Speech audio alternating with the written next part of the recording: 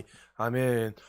오늘 이 본문을 가지고 환경을 초월한 사무엘, 또 하나님의 그 부르심에 어떻게 사무엘이 반응하며 그가 이제 본격적으로 사사 시대에서 왕정 시대를 연결하는 그 도구로 쓰임 받는지 은혜 받는 시간 되었으면 좋겠습니다. 2주 동안 사무엘의 한나의 기도를 통해서 또 사무엘이 하나님 앞에 드림받게 되었고, 또 지난주에 2장에 보면은 가장 그 시대의 대표적인 사람들이었던 엘리 그 집안의 가문이 어떻게 몰락이 되고 왜 몰락할 수밖에 없는가, 여러 가지 이유가 있겠지만은 그 아들들에 대해서 홈리와 비느하스에 대해서 설명하면서 대조적으로 사무엘 선지자가 어떻게 하나님의 부르심을 받고 그렇게 하나님 앞에서 쓰임 받게 된 것에 대해서 지난주에 말씀을 전했습니다.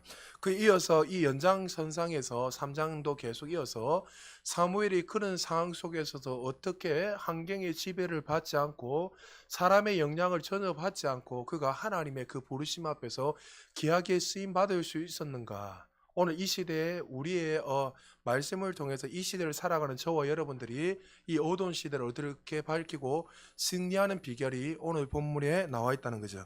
우리 3장 1절에 그 당시 배경을 다시 한번 보겠습니다. 3장 1절 같이 읽습니다. 시작.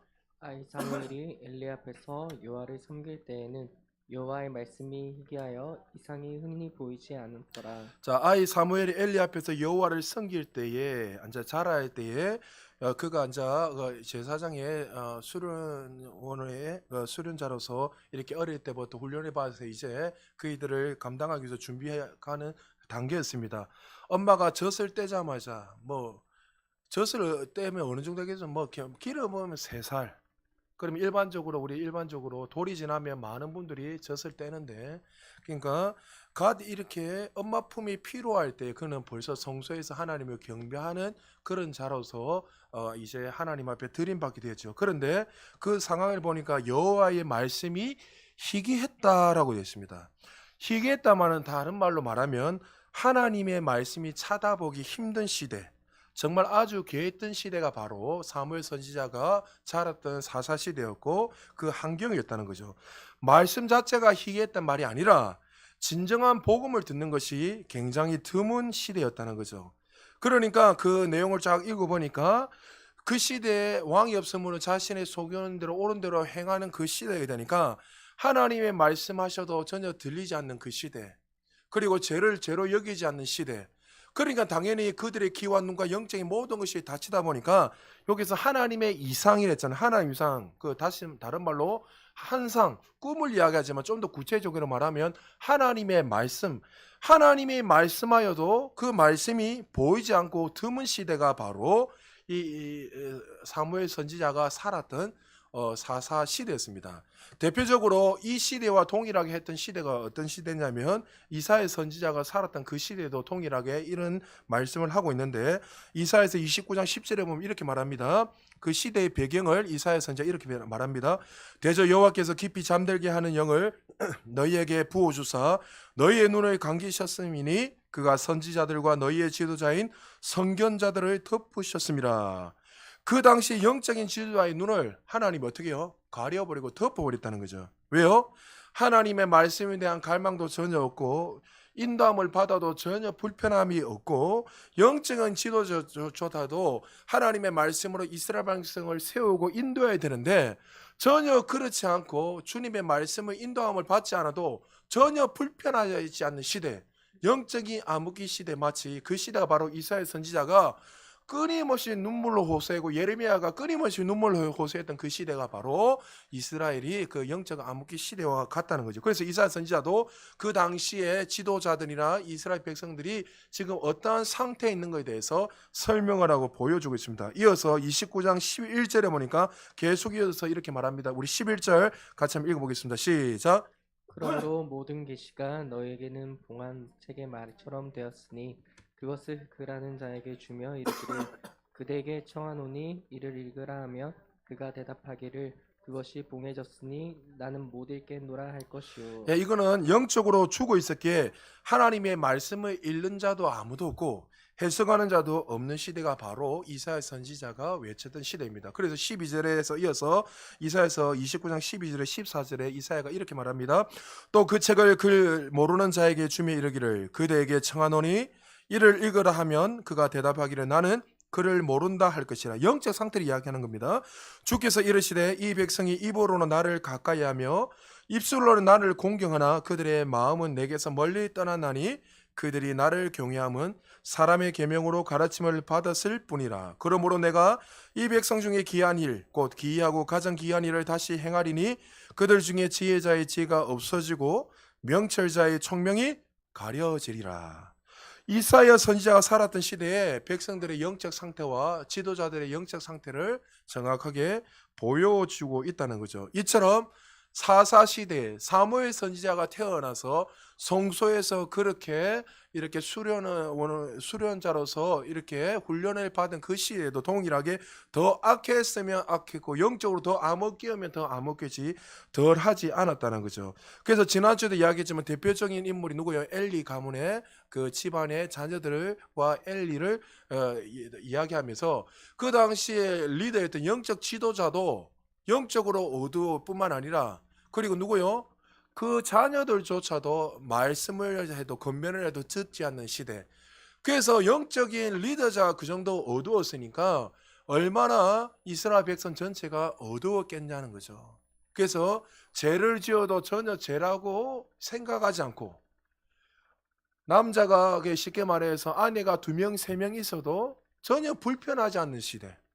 그리고 또 수정들은 그 여인을 겁탈을 하고 정기적으로 계속 겁탈을 하고 하나님 것을 취하고 영광을 받아도 어느 누구도 그것을 죄로 여기지 않는 그 시대가 바로 사무엘이 태어나서 자랐던 시대란 거죠. 제가 이것을 왜 강조하냐면 이런 상황 속에서 사무엘 선지자가 자라고 있었다는 것을 강조하기 위해서 지금 구체적으로 설명하고 있다는 거죠. 그러니까 엘리 제사장은 영적인 총기는 다 잃어버리고 영적인 지도자로서 정말 이스라엘 백성들을 온전히 인도하지도 못하고 또 자기 자녀들조차도 인도하지 못하는 시대가 바로 사사시대였습니다. 아모스 선지자도 그 당시 그가 선지자 일을 할 때 이스라엘에 대한 상태를 이렇게 설명하고 있습니다. 11절 아모스 8장 11절 12절 우리 한 목소리 같이 한번 읽어보겠습니다. 시작. 주 여호와의 말씀이니라. 보라 날이 이를지라. 내가 기근을 땅에 부르니리. 양식이 없어 주림이 아니며 물이 없어 가람이 아니요 여호와의 말씀을 듣지 못한 기갈이라. 사람이 이 바다에서 저 바다까지 북쪽에서 동쪽까지 비틀거리며 여호와의 말씀을 구하려고 돌아다녀도 얻지 못하리니. 그러니까 당시 세상은 갈증은 기근과 물이 없고 빵이 없어서 기근이 아니라 하나님 뭐가 없어서요? 하나님의 말씀. 복음이 없는 걸 인해서 그들에게 기근이 왔다 하는 거죠. 그러니까 그들에게 가장 불이라는 것은 떡의 문제, 빵의 문제가 아니라 하나님의 말씀이 사라지고 하나님의 이 진리를 정말 사라졌는데도 불구하고 그 이스라엘 백성들조차 어떻게 해요? 그것을 인식하지도 못하고 그것이 그들에게 영적으로 가장 심각하고 위기인데도 불구하고 전혀 어떻게 해요? 그들의 삶 속에는 위기로 느끼지 않은 시대였다는 거죠.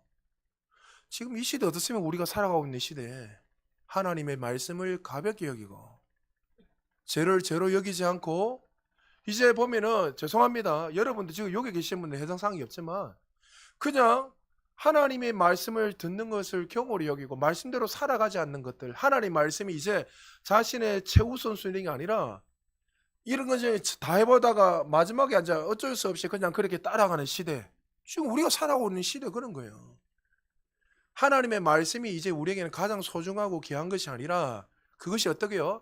그러니까 우리가 찝찝하니까 그냥 교회는 가야 되고 예수는 예수쟁이나 부르는 소리는 들어야 되니까 마지못해 사람들에게 예수쟁이는 표를 내기 위해서 그냥 나 알고 있다 저렇다 어떻다 이렇게 표현하는 시대가 바로 지금 우리가 살아가는 시대잖아요.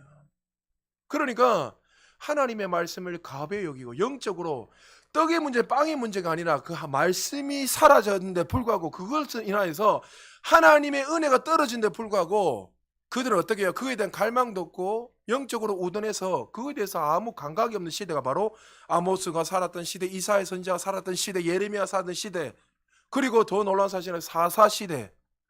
그들에게는 왕이 있었지만 하나님을 왕으로 여기지 않고 자신의 속인을 자신이 주인이 되어서 살았던 시대가 바로 사사시대요. 사무엘 선지자가 태어나서 자랐던 시대였다는 거죠. 그러면서 2절에서 3부에서 오늘 본문에 대해서 3장 2절에 그 당시의 상황을 좀 더 구체적으로 보여줍니다. 우리 2절 같이 읽겠습니다. 시작. 엘리의 눈이 점점 어두워가서 잘 보지 못하는 그때 그가 자기 처소에 누웠고. 자, 엘리 제사장이 생물학적으로 어떻게 눈이 어두웠다. 여기서는 노안을 쓰면 이 생물학적인 이 눈이 어두워졌다고 생각도 할 수 있지만 그 말도 틀린 건 아니지만 성경에서 눈은 그 당시에 어떻게 영적인 상태를 항상 말씀하고 있습니다.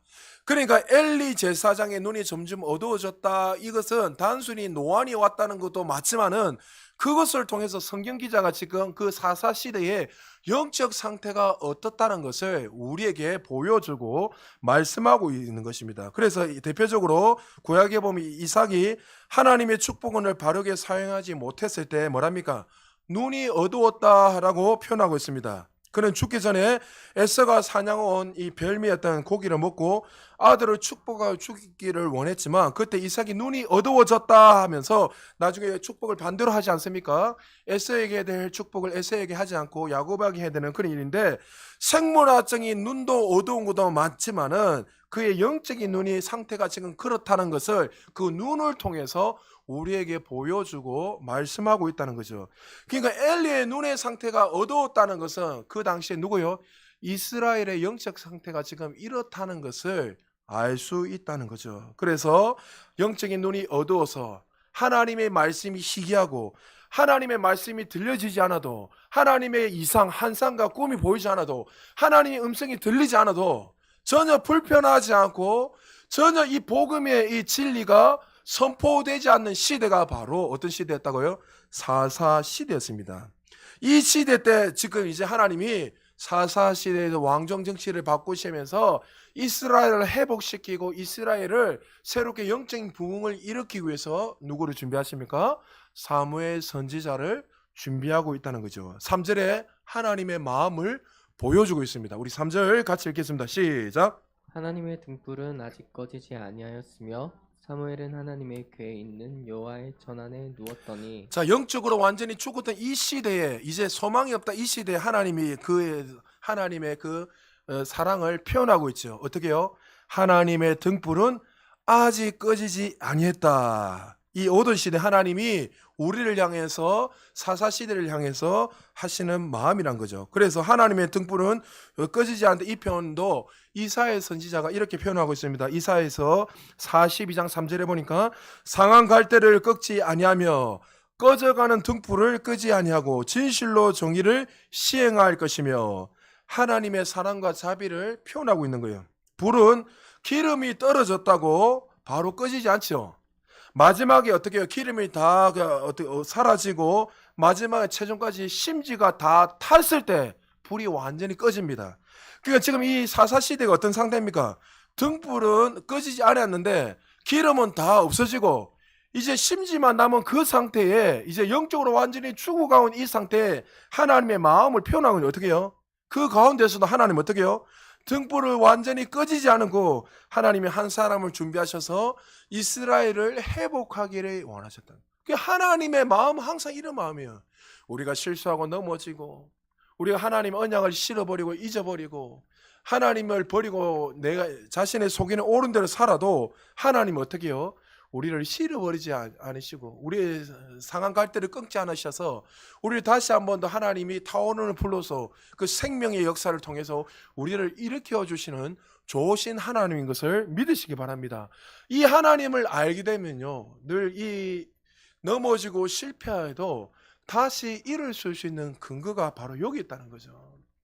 제가 아까 전사님도 이야기했지만 세미나 가서 그 대가 목사님하고 개인적으로 만나서 이런저런 차를 나누고 이야기를 하면서 목사님 이제 은퇴를 하시고 정말 존경하고 정말 한눈에 사랑하고 이런저런 이야기를 다 나누면서 한 오랜 시간 동안 교제를 하면서 목사님한테 이렇게 제가 질문했습니다.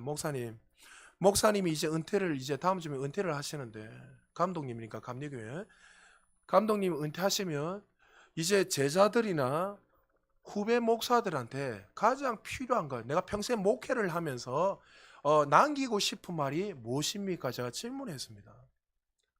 그 다른 목사님들 들고 있을 때 저는 막 같은 교단 아니까 그냥 대놓고 이야기했어요. 그러니까 목사님이 이렇게 고민을 하시면서 여러 가지 이야기를 쫙 하면서 마지막으로 저한테 딱 이야기를 하는 거예요. 다른 이야기 뭐 원론적 이야기 하시고 뭐 기도해라, 그리고 사도적 사역을 해라, 하나님 말씀대로 순종하며 살아라 이 하면서 마지막으로 제 개인에게 하시는 말씀이 뭐냐면 늘 하나님을 체험하는 목사님이 되십시오. 여러분, 하나님 살아계세요. 그러니까 우리는 너무나 지식적으로 하나님을 인식을 하고 하나님은 날마다 우리의 삶에서 살아계신 하나님을 체험하고 경험하고 살아야 되는데, 그 말씀이 원래도 아는 말씀이었지만 제 심장을 휘입하는 말씀이었어요. 그래, 맞다. 내가 이런 것들 여러 가지 많은 준비를 하고 이렇게 하면서 늘 내 삶 속에서 하나님을 늘 체험하고 깊이 만나는 그런 목회자가 돼야지. 여러분, 우리 인생 속에 너무나 중요한 거죠. 그러니까 하나님의 마음을 알게 되면 그 어떤 상황에 있어도 우리는 승리하고 이겨낼 수 있는 거예요. 하나님이 이스라엘 보면서 마치 버리고 싶어가 마치 우리가 보는 눈은 저 버리도 되잖아요. 하나님을 버리고 살았기 때문에 구약에는 눈에는 눈, 이에는 이 하나님이셨으니까. 그렇지만 하나님 어떻게 해요? 그들을 버리지 않고 마치 심지가 꺼져가고 불이 꺼져서 영혼이 죽을 수밖에 없는 이들을 버리지 않으시고 하나님은 다시 그들을 소생케 하기 위해서 그 사랑과 그 은혜와 자비를 손길을 통해서 한 사람을 준비하셔서 그들을 회복시키기를 원하신 것이 하나님의 은혜요 사랑이었다는 거죠. 지금 사무엘 선지자가 이 상황 가운데, 이 사사시대, 이 영적 암흑기 가운데서 그가 어떻게 해요? 하나님의 법궤 옆에서 제사장과 선지자의 수련성으로 어린 나이에 수련을 하고 준비하고 있다는 거예요. 그리고 4절에서 9절에 여러분 내용을 잘 알 겁니다. 어떤 내용입니까? 그가 하나님의 그 성소에 있는데 뭐 음성이 들리는 거예요. 그러니까 이 음성이 엘리가 부르는 줄 알고 그 밤에 가니까 엘리가 자라고. 내가 부른 적이 없다. 그 두 번째 부르니까 또 아니라고 자라고. 내가 부른 적이 없다. 세 번째 부르니까 어떻게 하나님 부르시니까 또 엘리 제사장이 찾아가니까 엘리 제사장이 깜짝 놀래가지고 그거는 하나님 너한테 말씀하시는 거다. 그리고 다음에 할 때는 하나님 내 종이 여기 있습니다. 말씀하옵소서 하면서 너는 음성을 들어. 왜? 어리니까 하나님이 음성인지 아닌지 분별할 수 없는 그런 자였기 때문에. 그래서 이제 네 번째 부를 때 그때 하나님의 음성을 듣습니다. 여기서 제가 말씀을 준비하면서 여러분 한번 생각해 보십시오. 하나님이 그에게 말했다면 엘리 제사장 그걸 알았다면 엘리가 자야 됩니까? 자기도 거기에서 같이 들어야 됩니까? 엘리는 자빠지 자고 있고 그 조그만 아이는 정말 젖을 갓대고 이제 몇 살 되지 않는 그 아이는 거기에서 하나님 음성을 들으려고 그 성소에서 기도하고 있는 그 모습을 한번 보십시오. 몰락할 수밖에 없고 한 인생을 정말 하나님 앞에 귀하게 쓰임받을 수밖에 없는, 여러분 제가 목회하면서 늘 깨달은 게 뭐냐면 하나님은 다 복 주기를 원하시고 이미 주시고 잘 되기를 원하는데 안 되는 짓만 다 이유가 있습니다. 안 되는 짓을 해요. 날마다 교회를 대적하고 목사를 대적하고 교회를 시끄럽게 만들고 그런 사람들은 항상 보면요 자기가 맞다고 생각하지만 안 되더라고요. 안 되는 이유가 있다는 거예요. 엘리도 안 되는 이유가 있는 거예요. 하나님 누가 우리가 망하기를 원하시고 우리가 무너지기를 원하십니까? 근데 어떻게 해요? 제가 만약에 그렇다면 엘리 제사장이처럼 돼 있었다면 저는 깜짝 놀라 일어서 가지고 사무엘 선지자 그 아이 옆에서 같이 저도 기도하고 있었을 것 같아요. 그러니까 그만큼 영적으로 우둔하고 아둔했던 이 엘리였다는 거죠. 그러면서 이제 그 음성을 듣고 이렇게 이제 본격적으로 그가 하나님의 사람으로서 부르심을 받는 장면이 오늘 전체의 내용입니다. 제가 왜 이게 장엄하게 이야기를 짜갔냐면 지금 이 성소에서 계속 어릴 때부터 이 제사장의 준비를 하고 있는 이 사무엘 선지자가 어떻게 이 어두운 시대를 밝힐 수 있는 귀한 환경을 초월한 사람이 될 수 있었습니까? 여러분 좀 더 구체적으로 설명하겠습니다. 한번 생각해 보십시오. 어릴 때 젖을 떼자마자 성소에 누워 있었습니다. 그러면 어머니 아버지 품을 떠나서 어릴 때부터 이렇게 있었던 이 아이는 얼마나 힘들고 외롭겠습니까? 근데 그게 성소에 누가 있었죠? 영적으로 아둔하고 우둔했던 엘리 제사장이 있었습니다. 아무 도움도 되지 않는 엘리 제사장. 그리고 엘리 제사장의 두 아들이 누굽니까? 홈리와 비느하스. 성경에 보면 그들을 불량자라 했습니다. 페르나의 말 그대로. 말 그대로 여러분 어떻습니까? 하나님의 영광을 받아야 돼. 그 영광을 가르쳐서 자신이 영광을 받는 그 홈리와 비느하스. 그리고 계속 그 수종되는 그 여인을 겁탈했던 홈리와 비느하스. 여러분 교육학적으로 보면 여러분 아이가 7살 이전에 그 모든 영향력을 받아서 모든 삶 속에 사고가 그 평생 간다는 거죠. 그러니까 교육학적으로 심리학적으로 7살 전에 이 아이가 어떤 사랑을 받고 또 이 사람이 어떤 영향을 받지 않아서 이 아이가 평생 영향을 받으며 그 영향을 받은 대로 살아간다는 거죠. 자, 그러면 그게 저는 맞다 틀려 떠나서 교육학자들이 일반적으로 그것을 통계에서 나왔으니까 그는 그 젖되자마자 사무엘 선지자는 그게 있었습니다. 지금 누구의 영향을 받죠? 영적으로 우둔하고 아무 정말 도움되지 않는 엘리 제사장. 아침마다 일어날 때마다 누가 이제 혼냐 비나사가 여인을 겁탈하고 하나님 것을 훔치고 도둑질하고 정말 들어온 짓 거면 골라서 하고 있는 혼냐 비나사의 모습을 날마다 어릴 때부터 보고 자라는 사람 누굽니까? 사무엘 선지자예요. 그러면 교육학적으로 심리학적으로 볼 때는 사무엘 선지자는 나중에 하나님과 계약에 쓰임받을 수 없는 조건입니다. 부모 없이 홀로 자라고 어린아이의 눈앞에서 벌어지는 그 모습을 보면서 그는 상처도 많이 받았을 것이고 힘들고 외로울 때 부모님이 없이 혼자 거기에서 성소에서 평생 살았기 때문에 부모의 사랑도 필요했을 것이고 다양한 그런 것들이 있었을 것입니다. 그런데 우리가 성경을 전체를 계속 읽으면 우리가 공부하겠지만 놀랄 정도로 사무엘 선지자는 환경의 지배를 받지 않고 세상의 영향과 지배를 전혀 받지 않고 그는 하나님의 부르심에 합당하게 세상을 뛰어넘어서 세상을 초월해서 계약의 한 시대를 변화시키는 부흥의 도구로 쓰임받게 되었다는 거죠. 여러분 많은 사람들이 좋은 환경에서 자라기 위해서 좋은 환경을 꿈꾸고 있습니다. 맹모 삼초신교 여러분 잘 알잖아요. 명자의 어머니가 자녀에게 쉽게 말해서 명자에게 좋은 환경을 주기 위해서 3번의 이사했다는 건 그 유명한 이야기잖아요.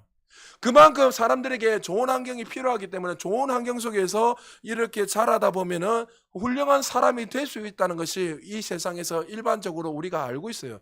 실제적으로 연구로 통계를 해보면 좋은 환경과 좋은 영향을 받은 사람이 잘 된다는 통계가 더 많고 실제적이십니다. 그러니까 부모님들이 어떻게든 자녀들에게 좋은 환경에서 자라게 하기 위해서 수단과 방법을 가리지 않고 우리 한국 사람들처럼 치마 빨아를 가지고 얼마나 피튀기게 세웁니까? 그리고 일반적으로 좋은 환경에서 자라지 않는 좋은 사랑을 받지 않고 자라는 사람들이 나중에 실패할 확률도 많다고 통계적으로 나왔습니다. 그러나 여러분 이것은 맞을 수 있고 틀릴 수 있다는 거죠. 왜요? 좋은 환경에서 자랐다고 해서 좋은 영향을 받았다고 해서 항상 잘 되던가요? 잘 되는 사람도 있지만 안 되는 사람도 얼마나 많습니까? 반대로 정말 엉망진창 안 좋은 환경 속에서도 무조건 안 되는 것이 아니라 오히려 더 훌륭하고 잘 되는 사람도 많다는 거죠. 제가 무슨 말인지 잘 하십시오. 지금 사무엘 선지자는 전혀 좋은 환경도 아니고 좋은 영향도 아니고 그가 정말 좋게 정말 승리자로서 전진하며 살 수 없는 그 환경 속에서 지금 사무엘 선지자가 자라고 있습니다. 근데 어떻게 그가 한 시대를 변화시킬 수 있는 사람이 되었습니까? 이 이야기하려고 제가 이야기하는 거예요. 여러분 성경 기자는 지금 1장부터 3장까지 계속 한 단어를 계속 강조하고 있습니다. 제가 몇 점을 찾아드리기 2장 11절에 보면 엘가나는 라마의 자기 집으로 돌아가고 그 아이는 제사장 엘리 앞에서 어떻게 해요? 여호와를 섬기느라. 2장 18절 사무엘은 어렸을 때 세마포의 에봇을 입고 여호와 앞에서 섬겼더라. 2장 21절 여호와께서 한나라를 돌보시사 그로 하여금 임신하여 세 아들과 두 딸을 낳게 하셨고 아이 사무엘은 어디에서요? 여호와의 앞에서 자라니라.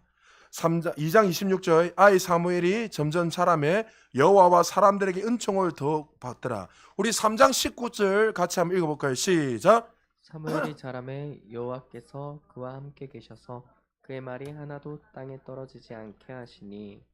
자, 사무엘의 성장 과정과 성장 변경 속에서 한 가지 공통점이 뭡니까? 사무엘이 그 환경, 좋지 않는 환경 속에서도 그가 환경을 초월하고 승리할 수 있었던 이유가 뭐라고요? 누구와 함께 하셨습니까? 여호와 하나님이 그와 함께 하셨기 때문에. 할렐루야.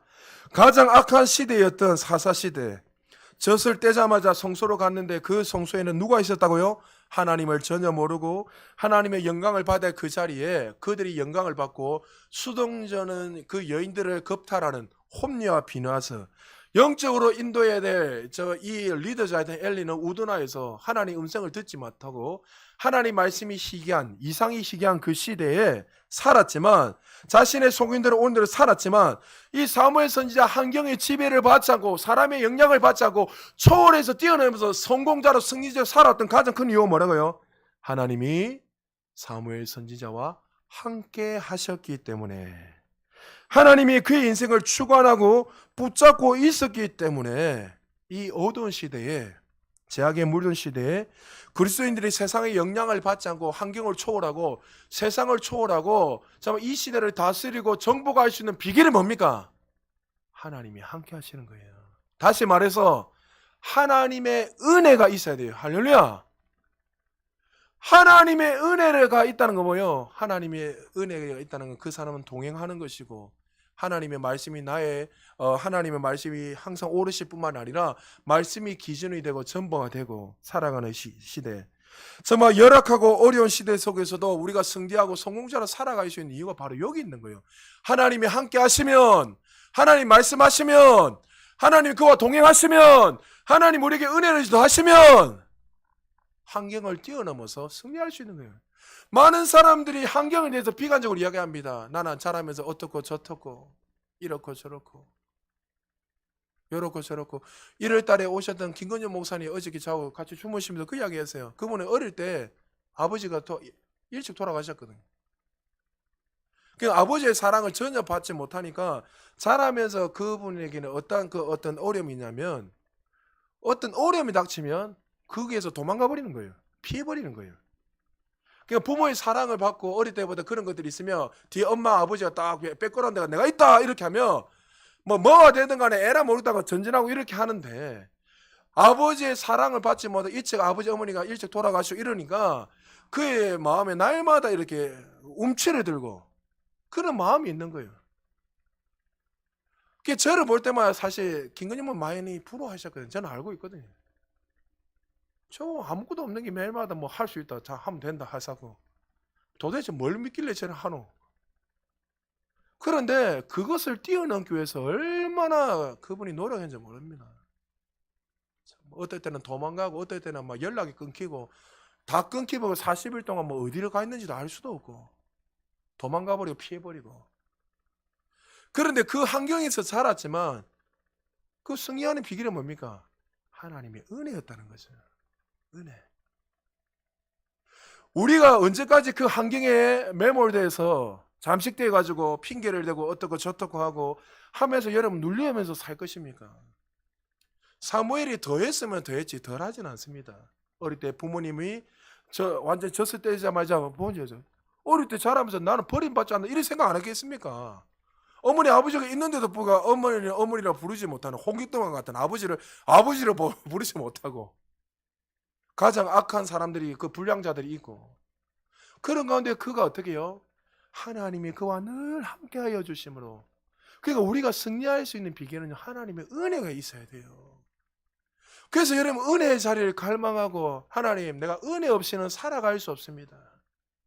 그 은혜를 날마다 갈망하고 사모하고, 위로부터 강단에부터 노는 그 은혜를 갈망하고, 그 하나님 말씀하여 주옵소서. 그 말씀을 통해 그 은혜를 붙들고, 하나님 내가 어떤 어려움이 있어도 내가 승리할 수 있는 이유는 내 열심 노력이 아니라 하나님의 은혜 없이는 내가 살아갈 수 없습니다 고백한 그 은혜를 갈망하는 자들에게 환경을 뛰어넘어서 승리자로서 성공하며 살아갈 수 있다는 거죠.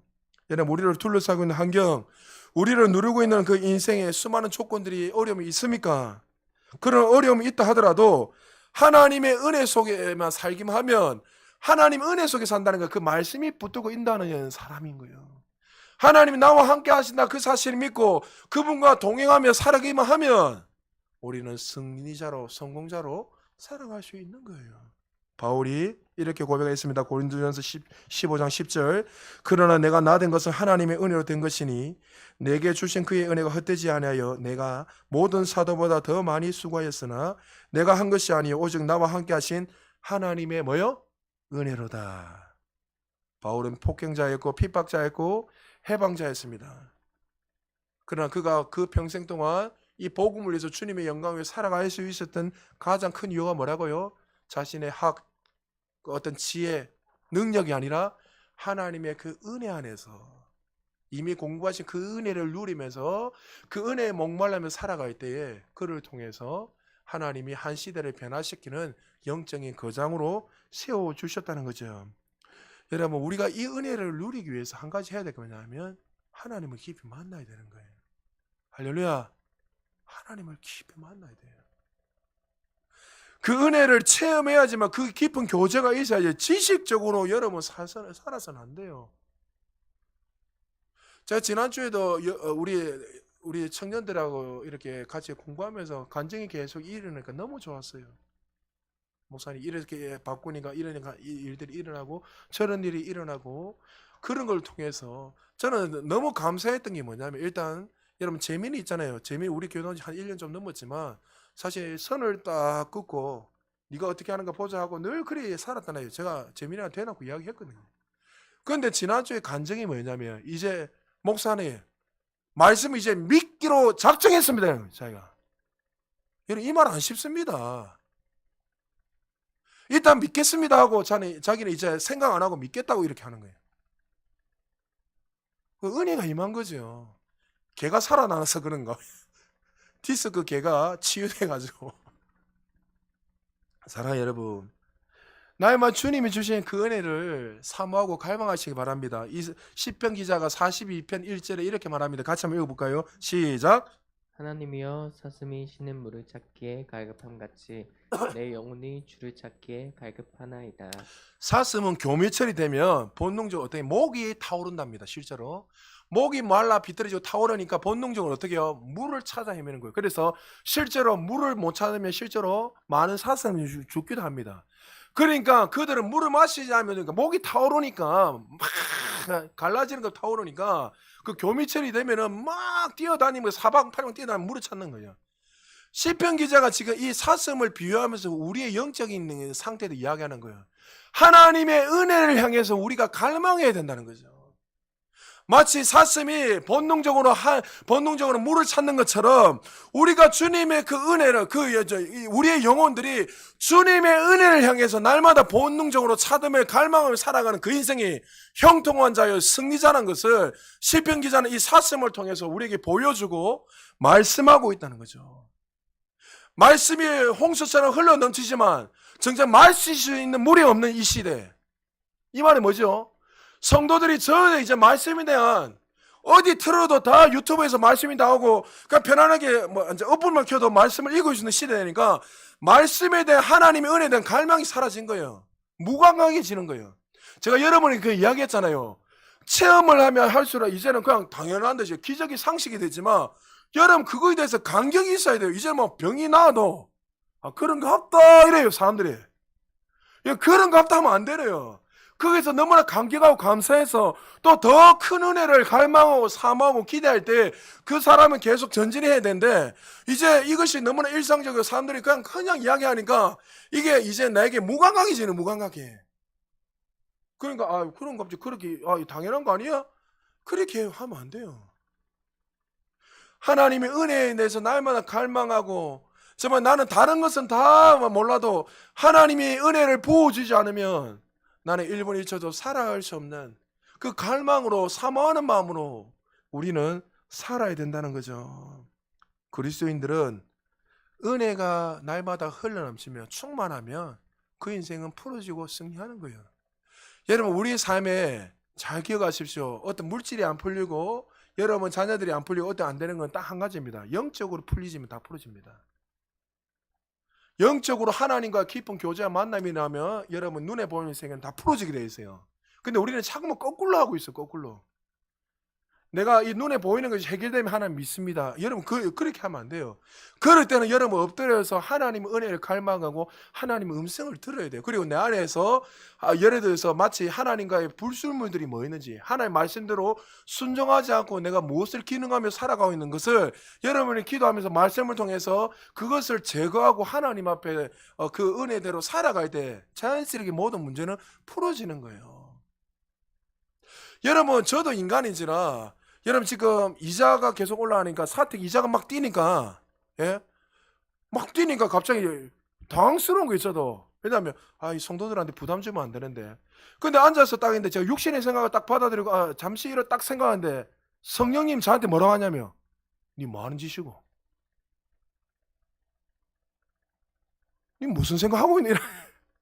그게 눈에 보이는 걸로 나도 모르게 딱 생각을 하니까 성령님이 야 내가 시킨 거 그냥 하면 되는데 니는 왜 쓸데없는 고민을 하고 있냐. 우리가 그렇다는 거죠. 우리 인생이 눈에 보이는 것을 자꾸만 의지하고 한 가지 예화만 들고 마무리하겠습니다. 실제로 있었던 이야기입니다. 오래전에 한 목사님이 사람을 살인했습니다. 목사님이 살인했습니다. 그래서 그 목사님하고 인터뷰하면서 기자가 물어봤습니다. 목사님인데 왜 사람을 죽였느냐. 계측 자금을 마련하기 위해서 사람을 죽였대요. 시사 어떻게 생각하십니까? 제가 계측 자금을 마련하고 사람을 죽여가지고 그것을 교회를 세우기 위해서 그때 막 교계뿐만이 아니라 신학생들 소리 지르고 저기 목사가 감 지르고 막 소리 지르고 외쳤어요. 저기 사람도 아니다. 그때 저명한 목사님 한 분이 존경받는 목사님이 이런 이야기 하셨습니다. 여러분 그렇습니다. 우리도 은혜가 떨어지면 살인자로 살 수 있습니다. 여러분 잘 들으셔야 돼요. 하나님이 우리를 인생을 붙들고 그 은혜가 그 인생을 붙들면 되는데 그 은혜가 떨어지고 하나님이 붙들지 않으면 우리도 이렇게 목사님처럼 이렇게 될 수 있다는 거죠. 사랑하는 여러분, 하나님의 은혜가 떠나면 우리도 가인과 같이 동생을 살인할 수 있습니다. 하나님의 은혜가 떠나면 스승이었던 이 예수님을 가룟 유다처럼 은30에 팔 수 있습니다.